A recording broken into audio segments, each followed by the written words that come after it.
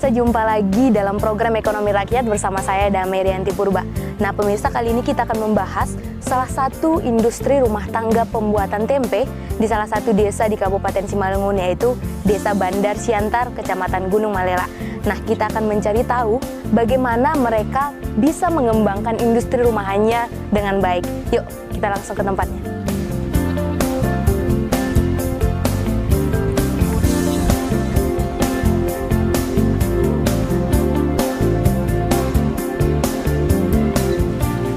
Kalau yang ini proses apa Kak namanya Kak? Ya, pesan tempenya lah. Dari pengisi, menimbang, ngelem, habis itu kita pak. Bisa kita coba Kak ngerjainnya. Kakak memulai bisnis, ini bisnis lah bisa dikatakan bisnis rumah tangga. Bisnis rumah tangga untuk pembuatan tempe ini sejak kapan Kak? Ada 1 tahun yang lalu. Itu dimulai, ceritanya gimana? Akhirnya tertarik untuk membuat bisnis rumah tangga untuk pembuatan tempe. Awal mula memang kita kan belajar lah, dulunya kerja gitu. Ya dipikir-pikir kalau kita kerja terus sama orang, kapan lah kita mau ini? Coba lah pulang kampung, coba usaha sedikit sendiri Kak, dari modal sedikit sampai ya segini. Pelan-pelan lah kita usaha. Iya, berarti yang pertama belajar dulu dan berpikir kalau jadi pekerja terus gimana berkembangnya ya. Iya. Jadi harus jadi pengusaha sendiri gitu ya Kak. Nah, awal mula Kakak membuat ini apalah yang mungkin Kakak usahakan untuk bisa memulainya? Pertama yang dulu dari modal 100.000 dulu Kak. Dari beli kacang 5 kilo, awal pertama buat 5 kilo. Ya pelan-pelan sedikit kita beli alat yang perlu seperti mesin, lagi kami cari-cari dari butut yang murah lah, tapi juga usaha kecil ya kan. Yang baru belum sanggup.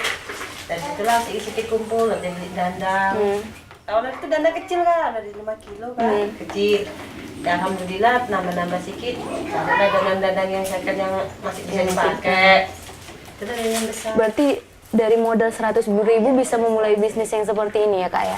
Nah kalau untuk sekarang Kak, kalau untuk pembuatan tempenya sendiri berapa kilo untuk sekarang ini biasanya per hari Kakak buat? Kurang lebih 15 kilo. Kurang lebih 15 kilo. Nah itu bahan dasarnya apa Kak? Dari kacang kedelai aja. Kacang kedelai. dan rai.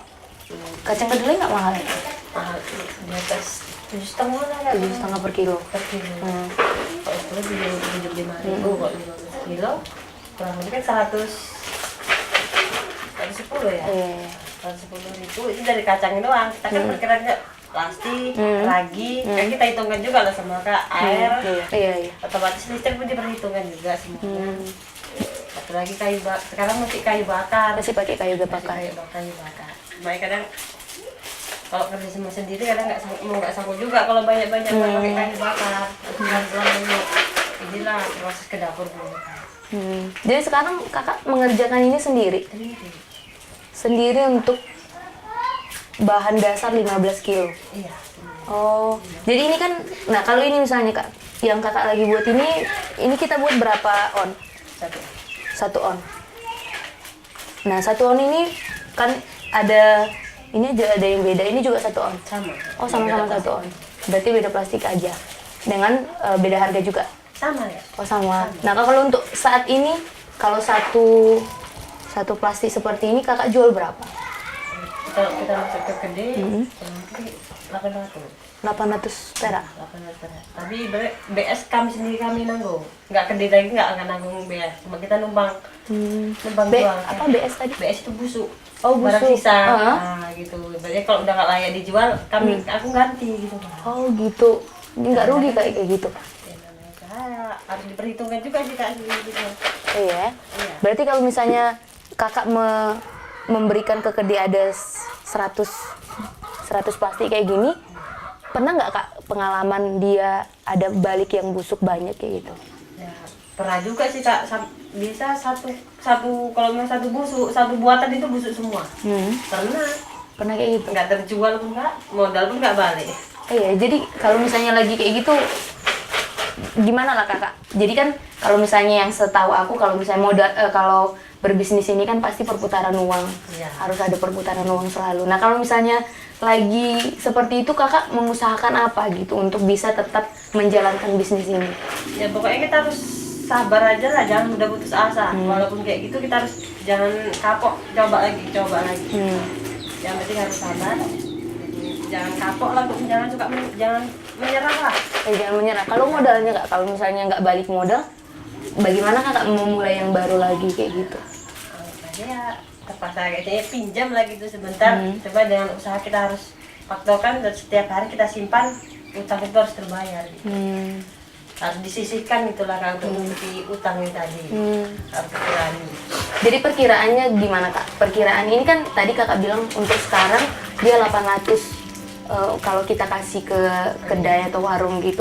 Nah kalau sama mereka Mereka jual biayanya, 1.000. oh mereka jual 1.000. Mereka jual Oh berarti kakak bersihnya 800. 800, kalau busuk kami yang aku juga yang nanggung.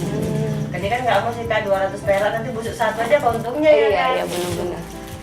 Iya. Nah kalau ini kak 800 rupiah. Jadi kalau misalnya per hari kalau dirata-ratakan gitu, jadi kita merata-ratakan mungkin lah ada yang tetap busuk per hari, setiap kita produksi ada yang busuk. Nah kalau misalnya per hari itu rata-rata pendapatan yang bisa kakak peroleh itu berapa kak?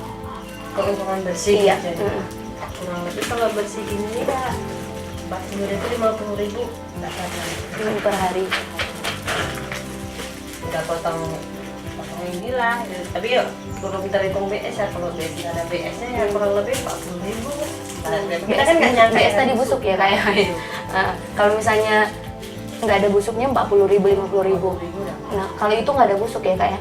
Kalau misalnya ada busuk berarti dikurangi dari situ. 50.000. Kayak ya namanya itu kan ada pesanannya alhamdulillah kan, kalau pesanan kita kan alhamdulillah gitu kan. Nggak kita cara mau busuk buka udah gitu, udah nggak nanggung lagi kan. Berarti kadang gitu. Berarti ada juga terkadang pesanan-pesanan yang datang ke sini. Untuk pesta kan. Orang Jawa sini kan ada kenduri kan. Kan pakai gini banyak. Itulah alhamdulillah lumayan. Kita udah nggak nanggung orang. Kalau resiko gede baru tadi. Kita nanggung busuknya. Makanya padi-padi lah kita buat ini kalau bisa yang bagus. Rasa pun jangan berubah-berubah gitu lah. Orang udah terasa kayak gini kalau kita jangan diubah lagi. Ada kan orang sebagian ada dicampur ampas apa. Iya. Ada kata lagi lah nggak tahu lah. Yang mudah-mudahan ya aku ini cuma ngajak kedelai sama ragi doang. Biarpun untungnya sedikit, kalau bisa lancar. Iya. Untuk sedikit tapi tetap berlanjut ya ke depannya. Iya panjang. Kalau sampai saat ini, tadi kakak bilang kakak kerja sendiri, ada nggak kepikiran kak untuk mempekerjakan orang lain? Kan kalau misalnya kita pembuatannya lebih banyak, yang pasti untungnya pemasukannya bakalan lebih besar. Pernah nggak kak kepikiran untuk mungkin menambah karyawan gitu? Pengen Kak, cuma karena kalau nambah karyawan sebenarnya kan nambah semuanya. Dari tempat, dari lahan semuanya lah pokoknya. Dan itu karena kita belum kepikiran, belum ada modal. Ya masih ini aja lah dulu dijalani, sedikit-sedikit nanti kita ngumpulin modal.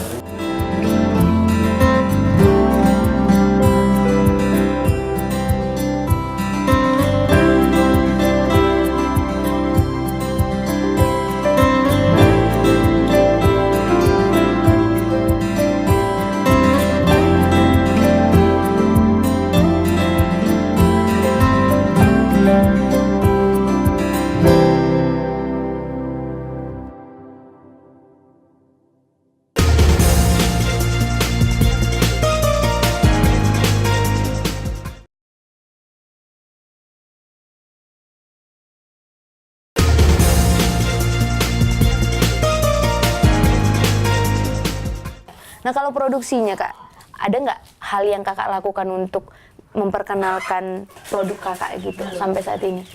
Belum ada atau belum kepikiran? Belum ada, karena terpikir belum, kondisinya masih gini, jadi belum terpikir untuk memperluas. Maksudnya ada niatnya sih mau ke pajak itu ke kota gitu, cuma kan tenaganya belum ada, kondisi lapangan itu masih kayak gini, namanya juga masih mau merintis nih. Segini aja disukurin dulu. Ya masih merintis ya 1 tahun ya kak ya. Nah bisa nggak cerita dikit kak? Tadi kan kakak bilang sebenarnya awalnya itu karena kakak belajar dari orang lain. Nah, sebelumnya sebenarnya kakak kerja di mana gitu? Di Medan untuk kerja di mana? Ya ini cara membuatnya, tapi masih proses ini aja kan, dulu kerja pengepakan gini aja. Cuma lama kita merhatiin juga di dapur, kemana setiap hari kita perhatiin. Curi ilmu ya. Ya, kayak, ya orang tuh tahu ya Iya, gimana lah mandi kita ya kan. Baik. Karena sendiri. Alhamdulillah bisa.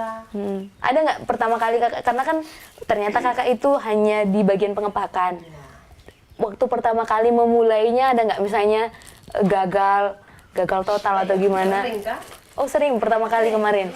Nah itu gimana kak ceritanya? Karena kesalahan ini kan macam-macam, ada salah cuci kurang bersih aja rasa udah beda. Masak kematangan rasanya udah beda. Nggak tahan tuh cepet busuk yang apa. Banyak kendala kalau gini, kalau nggak diperhatikan satu persatu. Iya. Ini aja kadang nih, cucuannya kita, kata sih dicuci kak, dibolongin. Oh ini dibolongin? Iya, kalau nggak dibolongin kan Oh iya. kan sebenarnya pakai daun, kalau daun kan berpori, jadi nggak perlu dicuci karena ini pakai plastik. Dari cucuan ini kurang kejarangan, kerapatan aja bermasalah. Oh gitu. Iya. Oh harus ada ukuran senti-sentinya gitu. Kalau misalnya ini nggak pas. Kalau kerapatan gitu kan, kerapatannya cepet ini kak, jamurnya ini keluar semua dari sini kadang nggak tahan lama. Oh, oh gitu. Nah berapa bulan pertama lah kakak merasakan mungkin kegagalan yang kayak gitu? 3 bulan pertama lah. 3 bulan pertama. Dengan modal yang 100.000 tadi. Iya, modal awal katanya. Kalau ini kan nyicil satu gitu. Jadi yang pertama nggak balik modal lah seringnya? Enggak lah, 4 hari pertama itu nggak dapat apa-apa kan. Dari pertama ngerebus kan nggak mungkin langsung jadi. 4 hari baru udah bisa terjual, karena kita naruh gede, nitip dulu nggak dapat duit. Besoknya baru dikasih duitnya.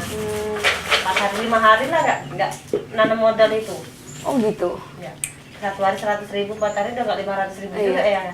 Jadi itu benar-benar total habis? Habis kita nanam. Jadi untuk mengganti itu kakak dengan cara apa kak? Dengan tiap harinya nyimpen lah kak.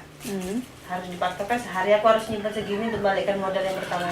Itu dengan kerja apa? Ya inilah dari sini tadi. Dari sini juga. Kita simpan. Nah kalau proses pembuatannya sendiri kak gimana untuk tempe ini? Bahan dasarnya apa? Terus proses-prosesnya itu seperti apa? Ya awal mula kacang kedelai kita rebus, kemudian kita giling, dicuci, dimasak lagi, dikukus. Dikukus. Nah, dikukus. Setelah dikukus ini kita lem, kita lagi. Oh berarti ada tempat pengukusannya? Ada kak di belakang. Oh boleh kita lihat kak? Boleh. Ini nggak apa-apa kita lanjutkan nanti ya kak ya?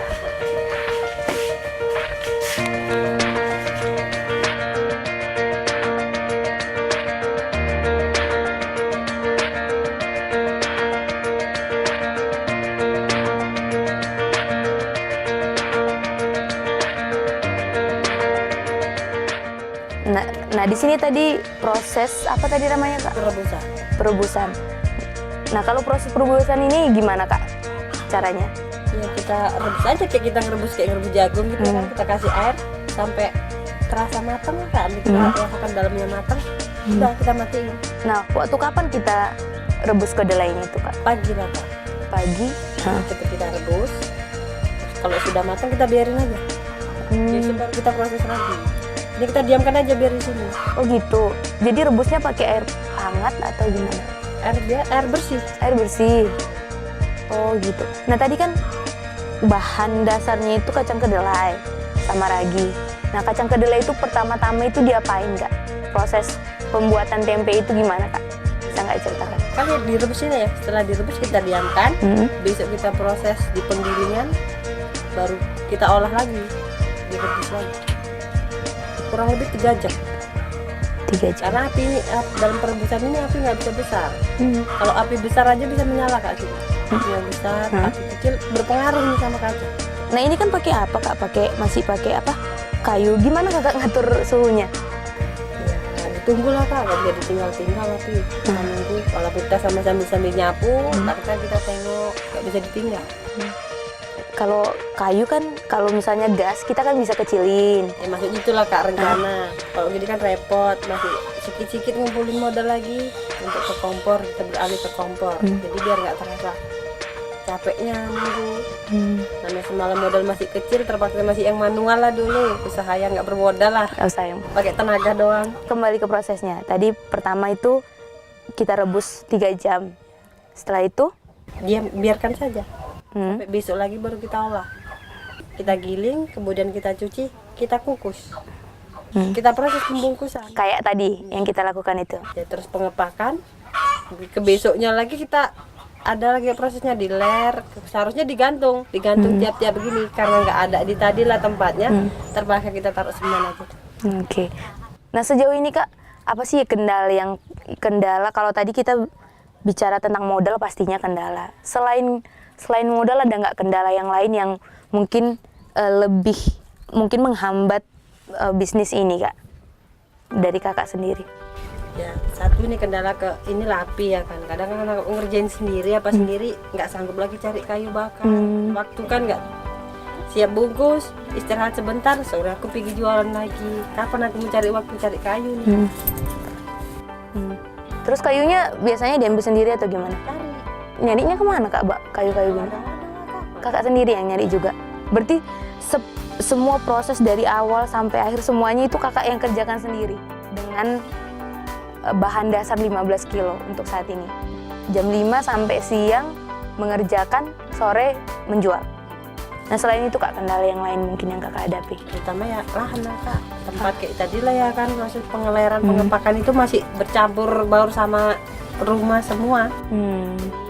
Kalau mau memperluas kan nanti perlu tempat lagi yang lebar. Dulu ini rencana bela belakang ini kan punya bapak. Ya kalau ada sedikit lah modal dikumpulkan buatlah gudang lah. Untuk tempat itu tadi pengepakan semua. Yang pasti lebih ke modal sebenarnya Kak ya, modal. Dan kalau misalnya udah ada modal pasti ada niat ya untuk membeli. Apa sih ya kan yang Kakak pengen usaha makin besar? Tadi Kakak bilang ada penggilingan, bisa nggak kita lihat Kak proses penggilingannya? Ke mana?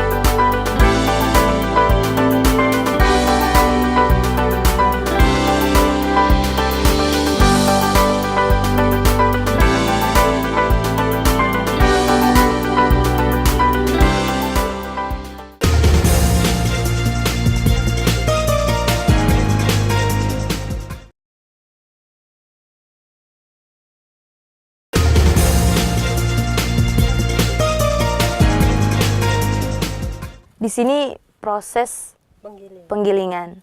Nah, ini tadi untuk mesinnya Kak, ini juga yang setengah pakai ya? Iya, setengah. Untuk setengah pakai ini berapa Kak Kakak beli? Dulunya kurang lebih ini ya 150.000 gitu lah. Tapi dalam kondisi yang hancur. Oh iya. Terus kita masukkan ke bengkel.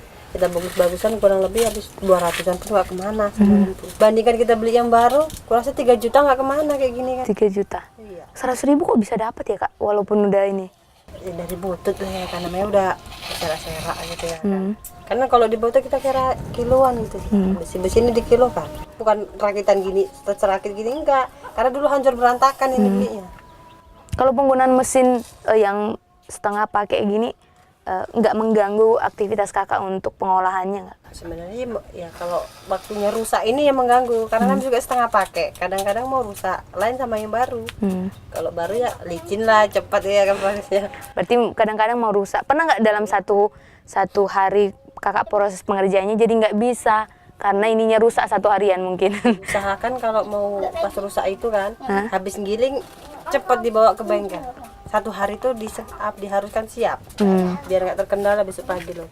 Nah, jadi kalau kita nggak ada mesin ngerjainnya dipijak 15 kilo apa nggak lecet kaki kita. Oh gitu, berarti ternyata ada alternatif lain sebenarnya kalau misalnya kita nggak pakai mesin, Dipijak lah, dipijak ya. pecah gitu biar kebelah jadi 2. Oh, biar kedelainya terbelah jadi dua. Berarti kalau misalnya kalau manualnya sebenarnya dipijak gitu ya, kayak manualnya dipijak. Nah, ini ada, kalau tadi kan sempat juga kakak mengutarakan untuk air nih kak. Kebutuhan air itu sebenarnya berapa gitu kak? Ya tergantung buat banyaknya ya. Kalau dalam sekarang ini buat 15 kilo itu kurang lebih hampir 1 tangki itu habis. 1 tangki yang 1000 liter itu. 1000 liter habis untuk 15 kilo. Oh, berarti modal untuk air nambah lagi nih ceritanya kak. Iyalah. Oh, tapi memang kalau yang kakak ceritakan tadi 40 sampai 50 ribu itu udah bersih berarti ya. Udah ikut air, udah ikut air. Nah, kalau untuk kakak kan masih merintis nih 1 tahun gitu. Untuk semua peralatan dan modal itu kira-kira udah kembali nggak kak? Alhamdulillah udah lah kak. Udah ya. Berarti kedepannya tinggal untung-untungnya aja semua. Ini kalau mau nambah sedikit lagi kan nambah kaca kan nambah lagi modal sedikit-sedikit. Tapi kan kalau untuk peralatan udah tinggal tempat inilah kak, tempat perlu ibaratnya istilah kata gudangnya lah. Gak mungkin kita usaha bercampur berserak semua kayak ini kayak di dapur ya kan. Apalagi nih kalau ada acara wirid-wirid kita kan bingung. Di situ mau masak orang banyak, di situ kita usaha kan bingung lah tempat. Bisa nggak dikit kakak berikan mungkin motivasi atau apa gitu? Akhirnya kakak bisa, kalau tadi kita ngobrol dari 3 bulan pertama itu banyak masalah yang timbul gitu ya. Apa sih yang menguatkan kakak akhirnya bisa berjuang 3 bulan gagal tapi tetap berusaha di tempe ini gitu. Terutama aku pikir anak kan. Nah ya. Anak kita usaha untuk anak. Kalau kita bekerja, ibarat kalau kita kata kita kerja ke kota, pagi pulang sore. Aku terpikir anak. Anak ini nggak terurus, nggak terdidik, nggak terkontrol kita, itulah yang buat aku tetap nggak pantang menyerah lah. Terus tetap demi anak. Jadi kita bisa kerja sambil ngurus anak, itulah yang ku ini kan nggak maka usaha sendiri, biarpun sedikit tapi lancar. Biarpun sedikit tapi lancar. Oke. Nah, mungkin sedikit kak harapan kakak untuk pemerintah untuk lebih melihat industri rumah tangga kayak gini, ada kak yang ingin kakak sampaikan kepada pemerintah setempat mungkin? Ya, mudah-mudahan pemerintah ini bisa mengerti kondisi masyarakatnya ya kan, yang kayak gini ini bisa istilah dikata kita kan usaha sendiri, ibarat saya bilang kakak single parent gitu ya kan, minta diperhatikan gimana kondisi yang bisa lebih memajukan usaha lah. Membantu untuk bisa memajukan usaha kakak lah ya, untuk usaha kalau bisa dibilang usaha kecil menengah ini gitu. Oke kak, semoga sukses ya kak untuk kegiatannya ke depannya. Meskipun sedikit tapi tetap lancar, memiliki pemikiran yang kreatif, usaha dan juga kerja keras dapat meningkatkan perekonomian bukan hanya bagi diri kita sendiri, tapi juga bagi lingkungan sekitar kita, bahkan bagi bangsa ini untuk meningkatkan perekonomian kerakyatannya. Untuk itu, tetap saksikan Ekonomi Rakyat pada episode selanjutnya. Saya Damirianti Purba beserta kru yang bertugas pamit undur diri dari hadapan Anda. Sampai jumpa.